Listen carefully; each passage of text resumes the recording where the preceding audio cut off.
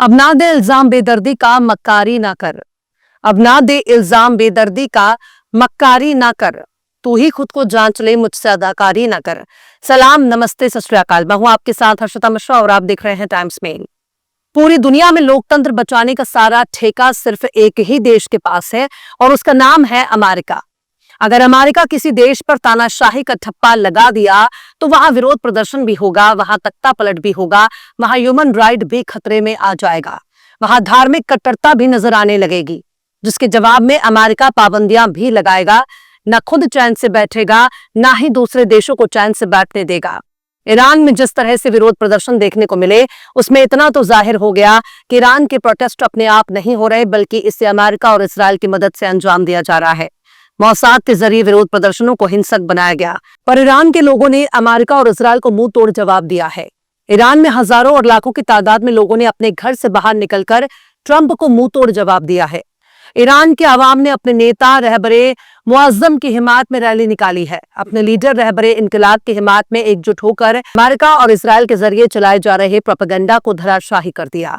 ईरानी अवाम ने अपने लीडर और इमाम अयातुल्लाह सैयद अली खामेनी की हिमायत में रैली निकालकर दुनिया को पैगाम दे दिया है कि अमेरिका और इसराइल के एजेंडा एक तरफ है और हमारा अपना इस्लामी जमहूरियत एक तरफ है।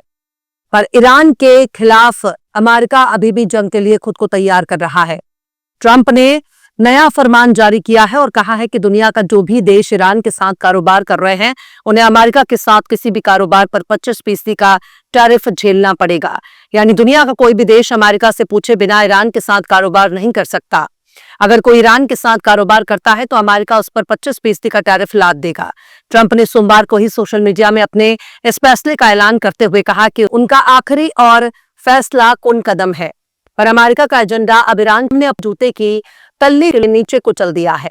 इजराइल ने अपने मौसाद के एजेंटों के जरिए जिस तरह से ईरान में दंगे भड़काए हैं, उससे ईरान के लोगों को ही नुकसान झेलना पड़ रहा है। विरोध प्रदर्शनों के दौरान आगजनी हो रही है, दंगाई तोड़फोड़ कर रहे हैं। विरोध प्रदर्शन की आड़ में दंगाइयों ने हथियार का इस्तेमाल किया, आम नागरिकों का कत्ल किया, यहां तक कि पुलिस अफसरों पर हमले किए, सरकारी बिल्डिंगों को निशाना बनाया, बैंकों को लूट लिया, मस्जिदों को आग लगाई, अस्पतालों को आग के हवाले कर दिया, एम्बुलेंस को निशाना बनाया। तब यह भी सवाल उठता है कि आखिर ऐसा कौन सा प्रदर्शन है जिसमें आवाम बुनियादी सुविधाओं को निशाना बनाया जाता है। हथियारों की तस्करी और उनके इस्तेमाल ने अमेरिका और इसराइल की बंद कलई खोल कर रख दी है। स्टारलिंक के गैर कानूनी इंटरनेट का भाड़ा फोड़ दिया। ये तमाम ऐसे सवाल हैं जो इस वक्त ईरान में हो रहे विरोध प्रदर्शनों को देखकर उठ रहे हैं। पर सवाल तो यह भी है, पूरी दुनिया में क्या लोकतंत्र का ठेका सिर्फ अमेरिका को मिला हुआ है? क्या सिर्फ अमेरिका ही तय कर सकता है कि लोकतंत्र कैसा होना चाहिए? उसे ईरान में लोकतंत्र की बहुत चिंता हो रही है और अपने देश में हो रहे विरोध प्रदर्शनों को देखकर लोकतंत्र की चिंता क्यों नहीं हो रही है? अगर लोगों की आजादी की इतनी ही चिंता है तो अमेरिका को सऊदी अरब में लोकतंत्र की चिंता करनी चाहिए।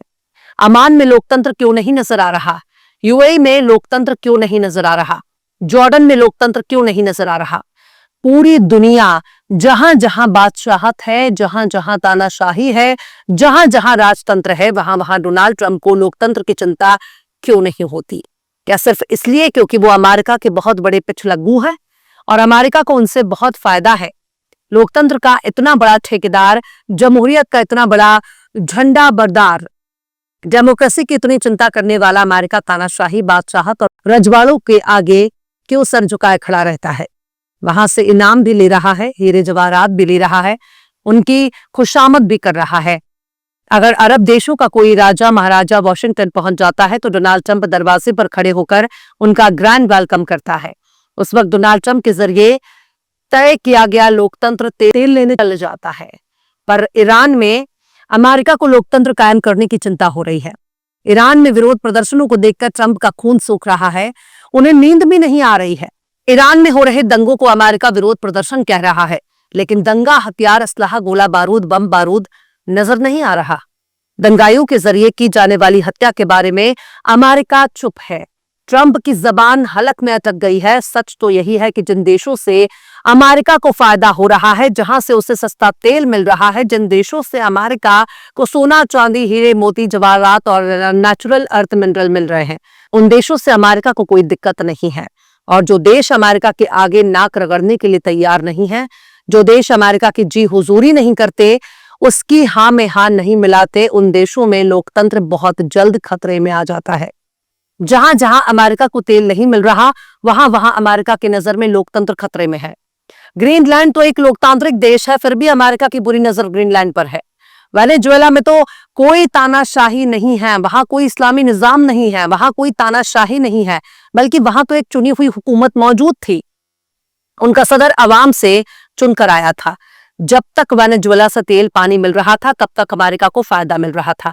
जब तक अमेरिका को वेनेजुएला में कोई दिक्कत नजर नहीं आ रही थी, जैसे ही ह्यूगो चावेज की हुकूमत आई और उन्होंने वेनेजुएला के तेल को नेशनलाइज कर दिया, अवाम की मिल्कियत बना दिया, अमेरिका की प्राइवेट कंपनियों पर हुकूमत ने कंट्रोल कर लिया, वैसे ही वेनेजुएला का लोकतंत्र भी खतरे में आ गया।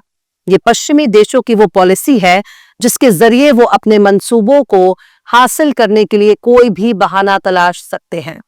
आज वेनेजुएला का सदर अमेरिका के कब्जे में है। अमेरिका ने उसे अपने यहां कैद कर रखा है।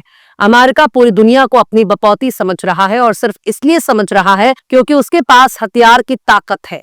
दुनिया की सबसे बड़ी मिलिट्री उसके पास है, धन दौलत उसके पास है, खुफिया एजेंसी उसके पास है, जिसके जरिए वो दूसरे देशों में तख्ता पलट भी करवा सकता है और दूसरे देशों के नेताओं को मौत के घाट भी उतार सकता है।